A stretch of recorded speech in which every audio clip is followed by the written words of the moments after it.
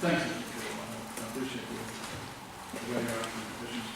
I just want to refer back to the issue of the outcome of the inquiry. And in fact, as I think has been raised, there is no clear indication as to the product of what the Commission is going to produce.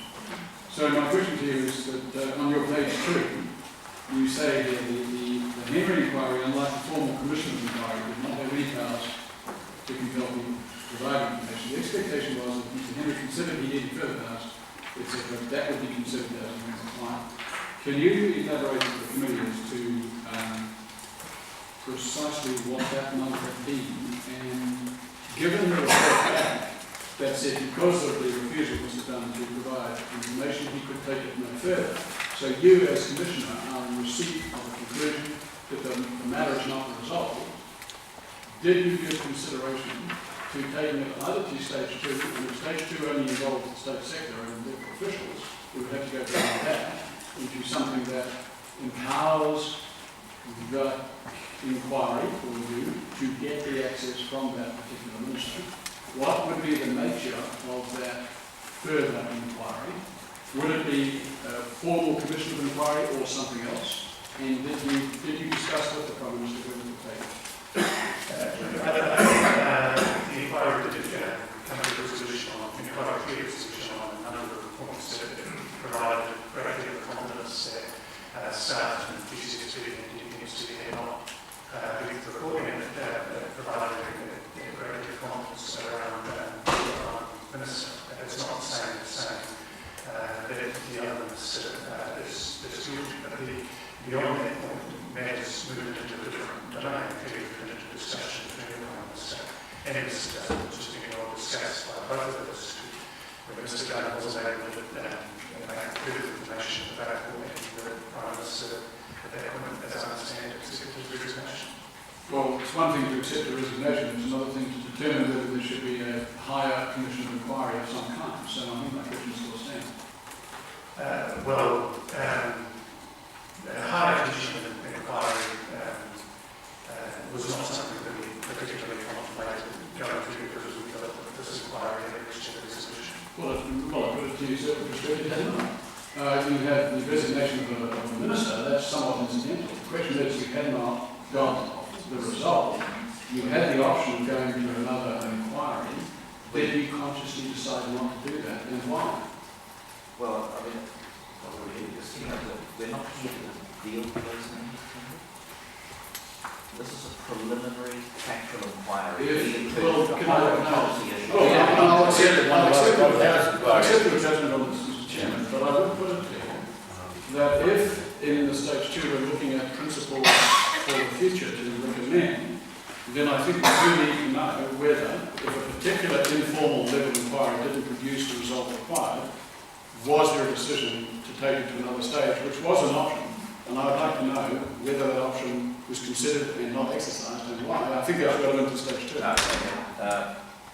Parker. I have two areas of question. The first is, it seems strange to me that it now appears the inquiry got information it shouldn't have got and didn't get information it should have got. The first instance is obviously the journalist logs and the phone records of the journalist. That's information that the inquiry shouldn't have got. One of them they said they didn't want, the other one they did want, the access logs. The information, and then we've heard evidence this morning that until the 23rd of May, everyone thought that Mr. Dunn was happy for all of his ministerial emails to be handed across, the content of them. And after he said he wasn't happy for all of them to be going across, no one got the emails that he had to put across because they were official documents that were through a simple mechanism like the Official Information Act, properly obtainable. How did we get to this point? So we got information going to the inquiry that they shouldn't have got. The inquiry didn't get information that it should have got, and we're left in the position of you saying, well, we only had one suspect, and the one suspect says it wasn't me. I'm not sure I understand the question. No. Well- More of a rhetorical.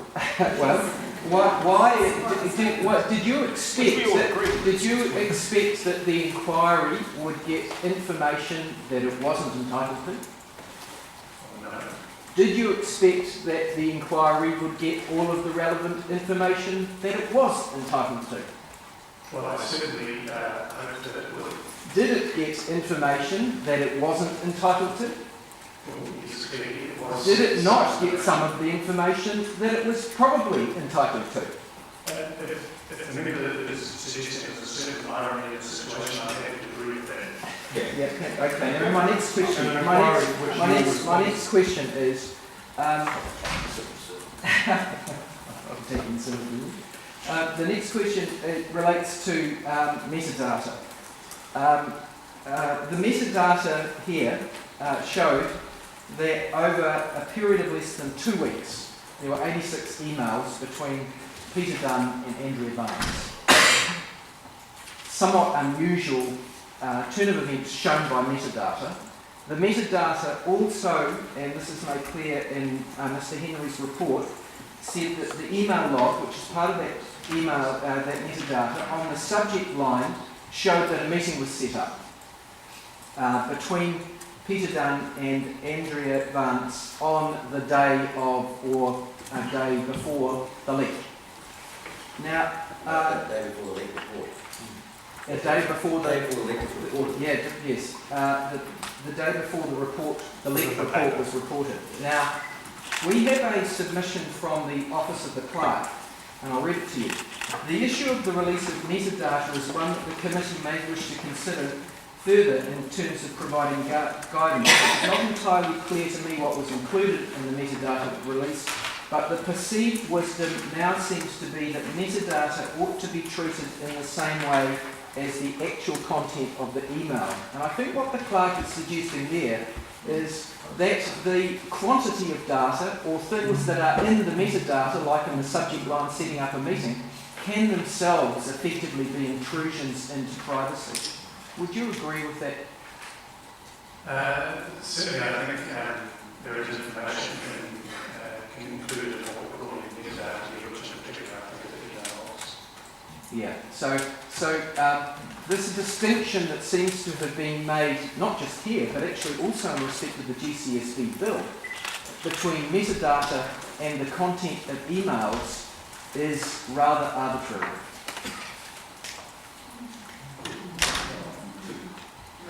Well, it's not for you, Mr. Chair, to say too far. It's for this witness to say.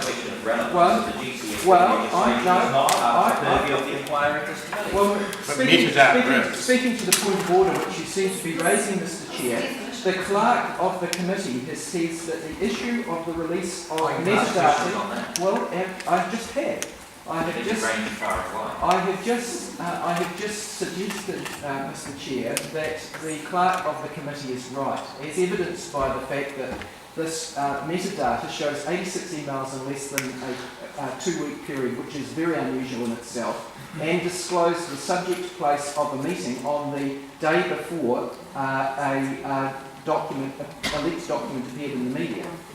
Doesn't that show that there are, and if there is a proper privacy interest in that information not being disclosed, and I'm not asking you to opine as to whether there was a privacy interest, but doesn't that show that this distinction between metadata and the content of emails is arbitrary? Well, I think that I agree with you. Chairman, how many witnesses have we got now? I can hear 3 voices, and I don't see one. Well, it's happened a few times this morning. Generally, people are being pretty good, but sometimes there are cross currents, and it's helpful if the witness can answer the question. I think the clerk makes a very useful point, and I think it would be helpful to have that. Thank you.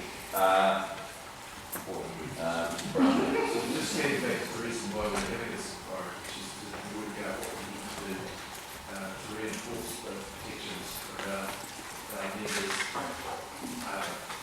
communications and dealings with other people. Your stage 1 terms of reference stating to Mr. Henry that the the expectation was that the project to be included the real-world communications, copy of records for the guns. It was never ever possible to do that, was it? Well, I think subject to the appropriate authorisation.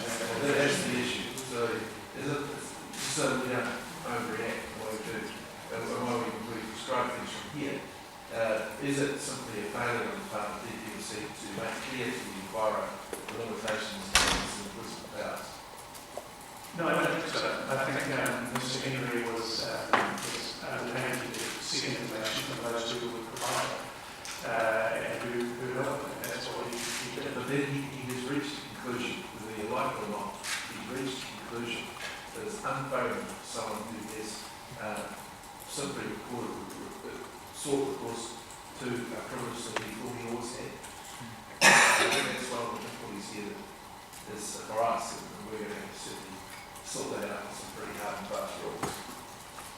Well, I would thought the guidance that the committee provided in that respect, but I think that the committee was seeking that information and getting the appropriate authorisations from parliamentary civil staff to be held that information, but also from DPMC in relation to that information from my staff, that they basically acted in an appropriate way.